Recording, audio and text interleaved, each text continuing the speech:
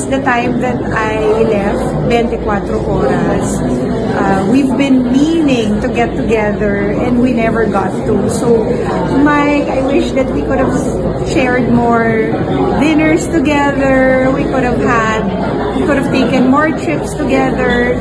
Thank you for everything. I will always cherish the times that we had together on the show and even outside of it. And thank you for being such a good friend to me and to my husband.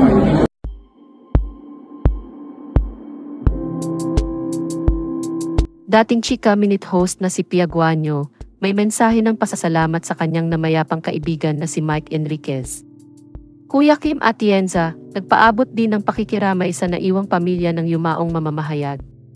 Sa ikalawang gabi ng burol ni Mike Enriquez ay muli itong dinagsa ng mga nagmamahal sa kanya. Ilan pang mga kapuso na malapit kay Mike, naghayag ng kanilang paghanga sa namayapang broadcaster.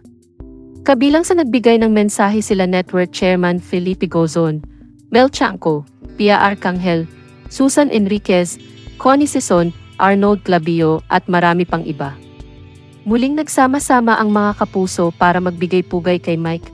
Binalikan din nila ang masasayang alaala at mga natutunan sa namayapang broadcaster.